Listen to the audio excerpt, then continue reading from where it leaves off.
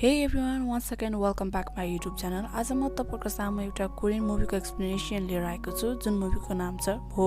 यो मुभीको स्टोरी एकदमै असम छ। मलाई आशा तपाईहरुलाई यो मुभीको एक्सप्लेनेसन राम्रो लाग्ने छ र मलाई अन्त्यसम्म हेरेर साथ दिनुहुनेछ। अहिलेसम्म पनि मेरो च्यानललाई सब्स्क्राइब गर्नुभएको छ भने सब्स्क्राइब गरिदिनु र छेउको बेल आइकनलाई प्रेस गरिदिनु होला। मुभीको स्टार्टमा हामीलाई एउटा शहरको माथि चंगा उडिरहेको देखाउँछ जुन चंगा आफ्नो मर्जीले जहाँ मलाई त्यतै उडिरहेको हुन्छ र त्यही शहरमा बस्ने एउटा सानो बच्चा देखाएको हुन्छ जसको नाम इम हुन्छ। इमको उमेर भन्नुपर्दा मात्र 8 वर्ष भएको हुन्छ तर उसले धेरै कुराहरू बुझिसकेको हुन्छ। त्यही बेलामा उसको साथी आउँछ जसको नाम हुन्छ पीर। इम भने पीरसँग घर जान चाहन्थ्यो तर पीर भने दौडेर आफै एक्लै जान्छ र उनीहरू दुईजना सधैँ एकार्कामा लडाई झगडा गरी मात्रै बस्छ र इम आफ्नो घरमा फर्केर आइसकेको हुन्छ। भोलिपल्ट स्कुल जानको लागि ऊ मम्मीलाई कपाल बाँड्दिनको लागि भनिरहेको हुन्छ तर उसको मम्मी बिजी भएको हुन्छ र साथै साथ उसको बुवा पनि। न त ऊ आफैलाई कपाल बाँड्न नै आउँछ। इमको मम्मी बुवा दुवैजना काम गर्ने गर्छ र उनीहरू इमलाई एकदमै माया गर्छ तर उनीहरूले इमलाई भनेको जति टाइम दिन सक्दैन र इम स्कुल जानको लागि रेडी भएको हुन्छ तर त्यो दिन भने एकदमै ठुलो पानी परिरहेको हुन्छ र इमको मम्मीले उसलाई भनेको हुन्छ के म तिमीलाई स्कुल छोड्न जाउँ, जसमा इमले भनेको हुन्छ म दौडेर 3 मिनेटमा स्कुल पुग्छु र इमको मम्मीले इमलाई भनेको हुन्छ ठुलो बाटोबाट जानु, त्यो बाटो सेफ छ र इम स्कुलको लागि निक्लेर गएको हुन्छ र इमको साथीहरु सबै स्कुल पुगिसकेको हुन्छ र इम पनि स्कुल जाने बाटोमा नै हुन्छ र त्यही बेलामा हामीलाई एकजना मान्छे देखाएको हुन्छ इमलाई परबाट हेरिरहेको हुन्छ र हामीलाई मुभीको स्टार्टमा देखाएको चंगा त्यो पानीले भिजेर भुइँमा खसेको हुन्छ। त्यो मान्छे त्यो चंगालाई टिपेर इम कहाँ गएको हुन्छ र इमको अगाडि रोकेको हुन्छ र त्यो मान्छेले इमलाई सोधिरहेको हुन्छ कि तिमी स्कुल जान लागिरहेको छौ र इमले हो भनेको हुन्छ र त्यो मान्छेले भनेको हुन्छ तिम्रो छाता एकदमै राम्रो छ, के तिमी मसँग त्यो छाता शेयर गर्छौ र इमले भनेको हुन्छ मलाई स्कुल जानको लागि ढिला भइसक्यो र इम आफ्नो स्कुलतिर हेरिरहेको हुन्छ जुन उबाट केही पर मात्रै हुन्छ। पानी परेको कारणले त्यहाँ कोही पनि बाहिर हुँदैन र उले पछाडि पनि फर्किरहेको हुन्छ र पछाडि पनि कोही पनि हुँदैन। केही समयपछि नै हामीलाई इमको त्यो छाता देखाएको हुन्छ जुन छाता एउटा सुनसान ठाउँ पुरै टुक्रिसकेको हुन्छ। त्यसपछि इमको जुत्ता, इमको ब्याग, इमको सामानहरू एउटा सुनसान ठाउँमा देखाउँछ र त्यहाँनिर इम पनि रहेको हुन्छ र इमले जसो तसो त्यहाँ एम्बुलेन्सलाई कल गरेको हुन्छ र त्यहाँ इमलाई एम्बुलेन्सले लिन आएको हुन्छ र त्यसपछि इमलाई हस्पिटलमा लगिएको हुन्छ र यो कुरा एकदमै ठुलो भई फैलिएको हुन्छ। हस्पिटलमा जब इमको मम्मीले इमको हालत देख्छ तब ऊ डराएर त्यही ढलेको हुन्छ।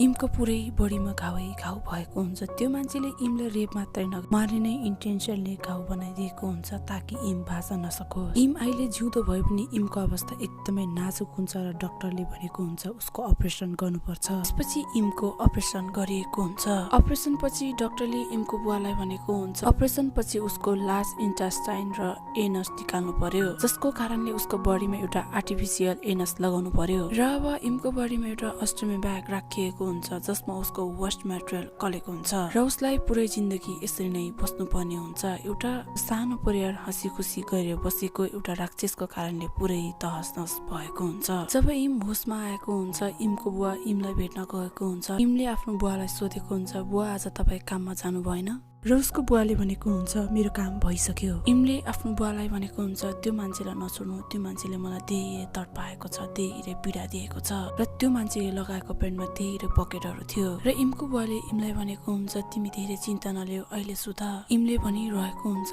मलाई निन्द्रा लागिरहेको छ, यदि म निदाए भने के थाहा म सबै कुरा भुल्छु कि। र इम चाहन्छ त्यो मान्छेलाई जसरी हुन्छ समाउनु पर्छ। हुन त इमको उमेर मात्रै 8 वर्षको हुन्छ तर ऊ आफ्नो उमेर भन्दा धेरै कुराहरू जानेको बुझेको हुन्छ। अब भने इम निदाएको हुन्छ र इमको बुवा जसो तसो वार्डबाट बाहिर निक्लेको हुन्छ आफूलाई सम्हाल्दै। त्यही इमको बुवालाई थाहा हुन्छ आफ्नो छोरीको साथमा यस्तो कसले गर्यो भनेर, त्यसैले इमको बुवा सिधै पुलिस स्टेसनमा गएको हुन्छ जहाँ पुलिसले भनेको हुन्छ अहिले हामीसँग कुनै पनि प्रुफ छैन त्यसैले हामीले इमको स्टेटमेन्ट लिनुपर्छ। यो कुरा इमको बुवाले इमको मम्मीलाई भनेको हुन्छ र उनीहरूको दुईजनाको बीचमा पनि एकदमै डिस्कस परेको हुन्छ र इमको मम्मीले भनेको हुन्छ अहिले भर्खरै त ऊ यति ठुलो घटनाबाट बाहिर निक्लेर आएको छ, के तिमी फेरि पनि चाहन्छ ऊ फेरि त्यही घटनालाई सम्झियोस्। यो कुराबाट इमको मम्मी र इमको बुवाको बीचमा ठुलो आर्गुमेन्ट भएको हुन्छ र हामीलाई थाहा हुन्छ उनीहरू दुईजना पनि मेन्टली अनस्टेबल छ। त्यही बेलामा त्यहाँ एउटा लेडिज पुलिस आएको हुन्छ र इमको बुवालाई भनेको हुन्छ घरमा गएर इमको सबै खेलौनाहरू लिएर आउनु। यो सुनेर इमको बुवा एकदमै छक्क परेको हुन्छ र त्यो लेडिज पुलिसले भनेको हुन्छ इमको लागि जो साइकियाट्रिस्ट अपोइन्ट गरिएको छ त्यो साइकियाट्रिस्टले मलाई यस्तो भन्नको लागि तिमीलाई भनेको हो। इमको बुवा घरमा आएको हुन्छ र इमको फेभरेट कार्टुन क्यारेक्टर देखेको हुन्छ कोकोमङ र त्यही उठाएर ऊ हस्पिटलमा आएको हुन्छ। त्यो लेडी साइकियाट्रिस्ट हस्पिटलमा आएको हुन्छ इमको ट्रिटमेन्ट गर्नको लागि। त्यो लेडी साइकियाट्रिस्टको लागि भने यो फिजिकल च्यालेन्ज हो किनकि ऊ हिँड्न सक्दैन। इमको बुवाले घरबाट लिएर आएको खेलौना इमलाई देखाउँदा उसलाई नर्मल पार्न लागिरहेको हुन्छ। जब इम अलिकति नर्मल भएको हुन्छ त्यसपछि त्यो साइकियाट्रिस्टले इमलाई क्वेसनहरु सोध्न लाग्छ। यहाँनिर सबै कुराहरू रेकर्ड भइरहेको हुन्छ र अब भने इमलाई एउटा एउटा गरी त्यो फोटोहरु देखाउन लाग्छ। फोटो देखाउने क्रममा जब त्यो मान्छेको फोटो उसको अगाडि आएको हुन्छ त्यो बेलामा इमले आफ्नो आँखा बन्द गरेको हुन्छ। यो देखेर साइकियाट्रिस्टले बुझ्छ यो त्यही मान्छे हो र त्यही फोटोहरुलाई इमलाई सानो सानो गरी देखाएको हुन्छ र इमले मुस्किलले आफ्नो आँखा खोलेर त्यो राक्षसलाई औँल्याएको हुन्छ। अब पुलिसले भनेको हुन्छ हामीसँग प्रुफ छ अब उसलाई हामी समाउन सक्छौं र त्यो साइकियाट्रिस्ट जाँदै गर्दा इमको बुवालाई भनेको हुन्छ इमलाई फिजिकली मेन्टली हिल गर्नुपर्छ यो उधार फ्यामिली केही पनि हुन सक्दैन। साथसाथै त्यो साइकियाट्रिस्टले उनीहरूलाई भनेको हुन्छ तिमीहरू दुईजनालाई पनि ट्रिटमेन्टको आवश्यक छ। त्यसपछि उसले आफ्नो भिजिटिङ कार्ड निकालेर दिएको हुन्छ। इमको मम्मीले यो कुरा सुनेर ऊ एकदमै रिसाएको हुन्छ र भनेको हुन्छ तिमी हाम्रो दिमागमा के घुसाउन लागिरहेको छौ। रिसको झोकमा उसले त्यो कार्ड पनि उसलाई नै फिर्ता गरिदिएको हुन्छ। अब भने पुलिसले त्यो रेपिस्टलाई समाएको हुन्छ र यो कुरा सबै मिडियामा फैलिएको हुन्छ र सबै मिडियाहरू हस्पिटलको बाहिर आएको हुन्छ। यो कुरा थाहा पाउने बित्तिकै इमको बुवा हस्पिटलमा दौडेर गएको हुन्छ। ऊ आफ्नो छोरीलाई मिडियाबाट बचाउन चाहन्छ किनकि उसलाई थाहा छ मिडियाले यो कुरालाई कति हदसम्म फैलाउँछ भने। त्यसपछि ऊ आफ्नो छोरीलाई काँधमा हालेर ग्लुकोजको बोतल पनि बोकेर सिडीबाट माथि जान्छ र इमको मम्मी पनि मिडियावालालाई रोकाउन लागिरहेको हुन्छ र त्यही बेलामा इमको मम्मी बेहोस भएर ढल्छ किनकि ऊ प्रेग्नेन्ट हुन्छ र इमको बुवाले इमलाई एउटा रुममा लगेर गएको हुन्छ र इमले आफ्नो बुवालाई सोधेको हुन्छ बुवा के मैले के गल्ती गरे। इमको बुवाले भनेको हुन्छ छैन तिमीले केही पनि गल्ती गरेको छैन। यहाँनिर इमको आर्टिफिसियल ब्याग हल्लिएको हुन्छ र त्यो वेस्ट मेटेरियलहरू सबै जताततै बोकिन लागेको हुन्छ। इमको लुगामा पनि लागेको हुन्छ। इमको बुवाले त्यसलाई फिक्स गर्न लागेको हुन्छ। त्यही बेलामा इमलाई फेरि पनि त्यही घटनाहरू याद आएको हुन्छ। त्यो घटनाहरू याद आएको हुन्छ जब त्यो रेपिस्टले रेप गरेको थियो। इम पुरै रेस्टलेस भएको हुन्छ। सुरुमा त इमको बुवाले बुझ्न सकिरहेको थिएन इमलाई के भइरहेको छ भने पछि उसले बुझ्छ उसको छोरीले के महसुस गरिरहेको छ। त्यसपछि इमको बुवाले बुझ्छ र ऊ पछि हट्छ। उसले यो सबै थाहा भएपछि ऊ भित्रैबाट एकदमै नरामसँग टुटेको हुन्छ।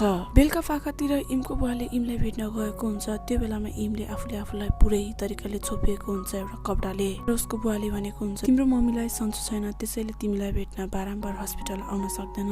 इमले मम्मीलाई भनेको थियो तिमीलाई सिब्लिङ चाहिएको छ त्यसैले छिटै भाइ या बहिनी आउँदैछ। तर इम भने आफ्नो बुवासँग एक शब्द पनि बोल्दैन र न त आफ्नो अनुहारबाट त्यो कपडा नै हटाउँछ। यो कुराले इमको बुवा एकदमै दुखी भएको हुन्छ र उसले बुझ्छ आज बिहान भएको इन्सिडेन्टले गर्दा न त इम उसँग बोल्न चाहन्छ न त उसलाई हेर्न नै चाहन्छ। इमको बुवा यो कुराले गर्दा एकदमै भित्रैबाट टुक्रिएको हुन्छ र इमलाई भनेको हुन्छ तिमीले मुख छोप्नु पर्दैन म बाहिर नै हुन्छु र ऊ रुमबाट बाहिर गएको हुन्छ र यहाँ बिस्तारै बिस्तारै हस्पिटलको बिल पनि बढिरहेको हुन्छ। इमको बुवासँग त्यति धेरै पैसा हुँदैन र काम गर्न पनि पाइरहेको हुँदैन त्यसैले ऊ आफूसँग काम गर्ने साथीलाई कल गरेर भनेको हुन्छ र उसको त्यो साथीले पहिला पनि मद्दत गरेको थियो र अहिले पनि गरेको हुन्छ। साथसाथै उसले यो पनि भनेको हुन्छ तिमी छुट्टीमा छौ भनेर नसोच्नु कि उनीहरूको मित्रता एकदमै गाढा हुन्छ। अब त्यो दिन आएको हुन्छ रेपिस्टलाई कोर्टमा पेश गर्ने। त्यो रेपिस्टलाई क्वेसनहरु सोधेको हुन्छ र त्यो रेपिस्टले सिधै इन्कार गरिदिएको हुन्छ किनकि ऊ त्यो दिनमा कन्स्ट्रक्सन साइटमा थियो भने मैले पुरै रात काम गरेर बिहान आएर मैले रक्सी पिएर त्यसपछि म आफ्नो रुममा आएर सुत्यो मलाई अरू केही थाहा छैन।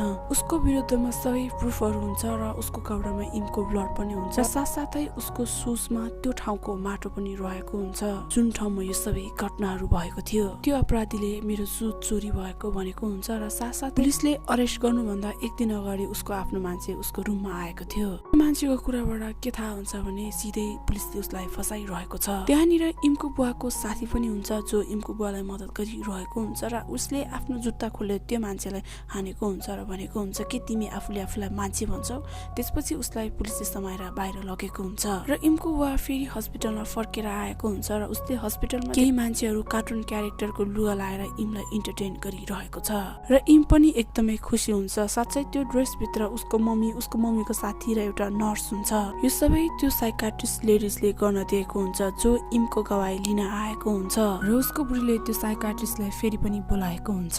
तर त्यो कस्ट्युमको भाडा भने एकदमै महँगो हुन्छ। इमको बुवाले भने यो ड्रेसलाई इफोर्ड गर्न सक्दैन किनकि त्यो ड्रेसको एकदमै धेरै महँगो भाडा हुन्छ। जब इमको बुवा त्यो कस्ट्युमको भाडा क्रेडिट कार्डबाट पेमेन्ट गरिरहेको हुन्छ त्यो बेला उसले सोधेको हुन्छ एउटा कस्ट्युमको एक हप्ताको फी कति लाग्छ। त्यो बेला उसलाई भनेको हुन्छ $350। त्यति धेरै पैसा हुँदैन र उसले भनेको हुन्छ के म इन्स्टलमेन्टमा पेमेन्ट गर्न सक्छु। साथसाथै त्यो मान्छेले इमको बुवालाई देखेर बुझ्छ इमको बुवा कुन अवस्थालाई फेस गरिरहेको छ। त्यसैले त्यो मान्छेले एउटा कस्ट्युम फ्रीमै दिइदिएको हुन्छ र भनेको हुन्छ जब तिम्रो काम हुन्छ मलाई फिर्ता गरिदिनु। र त्यो कस्ट्युम कोकोमङको हुन्छ। इमको बुवा अब त्यो ड्रेस लाएर इम कहाँ गएको हुन्छ र त्यो देखेर इम पनि एकदमै खुसी हुन्छ र उसले आफ्नो कोकोमङलाई अंगालो पनि हालेको हुन्छ। अर्को बिहान लेडी साइकाट्रिस्ट इम कहाँ गएको हुन्छ र उनीहरू एकअर्का बीचमा एकदमै धेरै कुराहरू हुन्छ र साइकाट्रिस्टले यो पनि भनेको हुन्छ तिम्रो स्कुल ओपन हुनेवाला छ। अहिलेसम्म भने समर भ्याकेसन चलिरहेको हुन्छ। त्यो साइकाट्रिस्टले इमलाई यो पनि सोधेको हुन्छ के तिमी स्कुल जान चाहन्छौ, जसमा इमले जानु मन छैन भनेको हुन्छ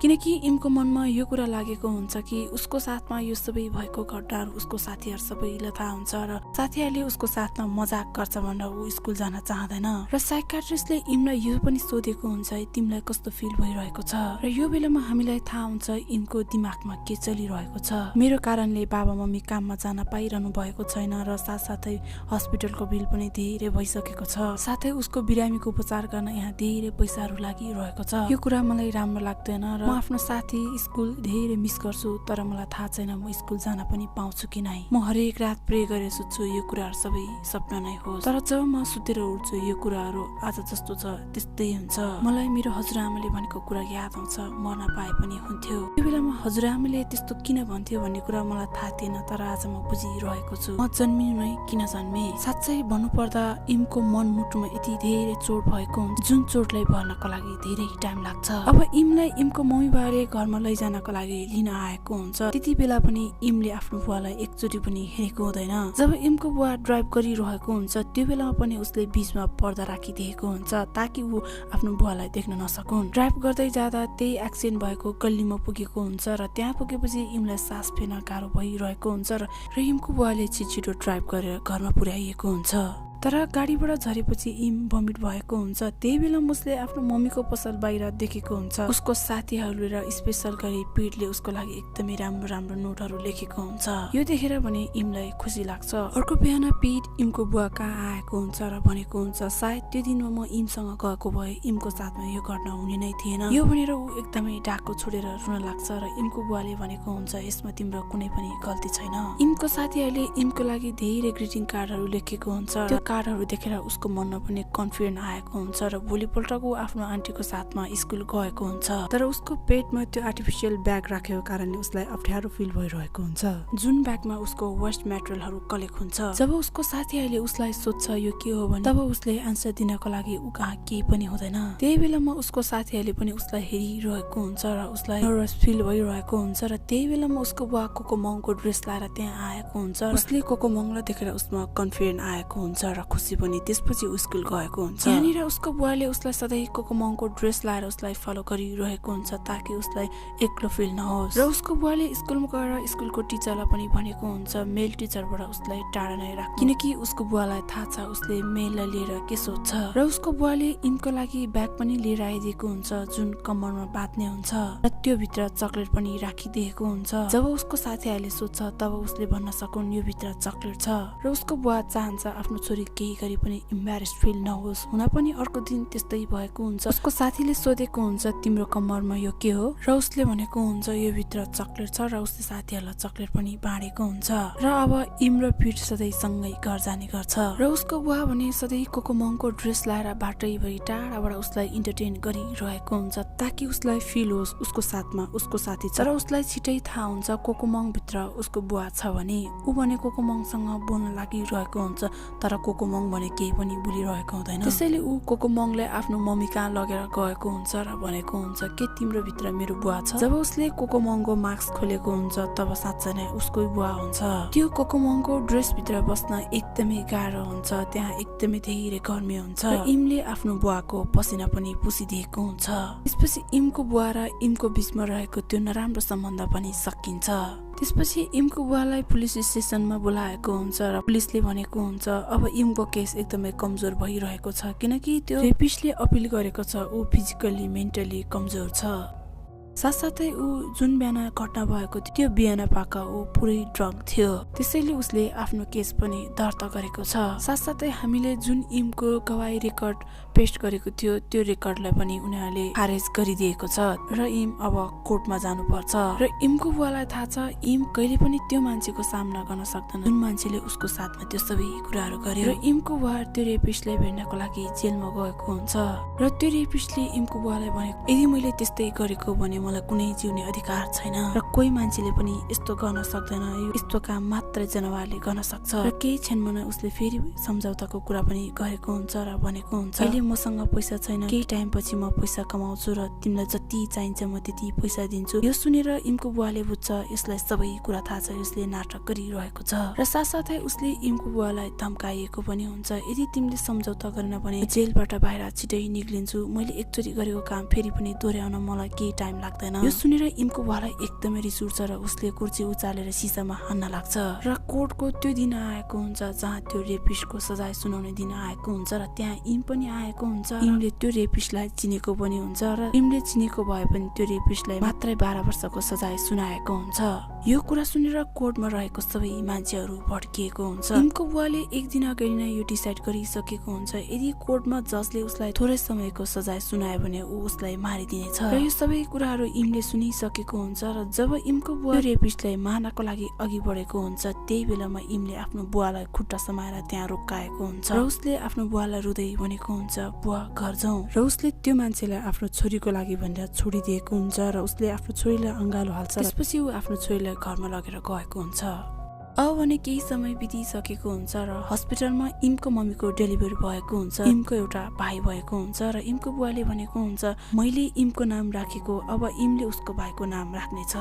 यहाँनिर इमको साथी पीठ पनि देखाएको हुन्छ। इम र पीठ पहिला जसरी एकाअर्कालाई जिस्किन्थ्यो त्यसरी नै जिस्किने गर्छ। यहाँनिर हेर्दा सबै कुरा नर्मल भइसकेको जस्तो देखिन्छ तर साँच्चै यस्तो भइदिएको भए इम कयौं चोटि स्कुल नसकिनु भन्दा पहिला नै घरमा फर्किएको हुन्छ र उसको लाइफमा एउटा टर्निङ पोइन्ट आएको हुन्छ। उसको भाइ आएदेखि उसको जिन्दगीमा एउटा नयाँ खुसी, उमङ्ग र एउटा आश जागेर आएको हुन्छ। यो मुभीको स्टोरी नै यस्तो तरिकाले बनाएको छ जुन मुभी कति मान्छेको जिन्दगीसँग मेल खान गएको हुन्छ। उनीहरूले चाहेर पनि आफ्नो त्यो घटनालाई, आफ्नो त्यो दुःखलाई लुकाएर रुकाउन सक्दैन र त्यो महसुस उसले बाहेक अरू कसैले पनि गर्न सक्दैन। उसको लागि जति सुखै खुसी होस्, जति सुखै राम्रो मोमेन्ट आओस्, तर कसैले चाहेर पनि उसको त्यो घाउलाई मेटाउन सक्दैन। र यो मुभीको एन्ड यही भएको हुन्छ। मलाई आशा तपाईहरुलाई यो मुभीको स्टोरी राम्रो लाग्यो होला।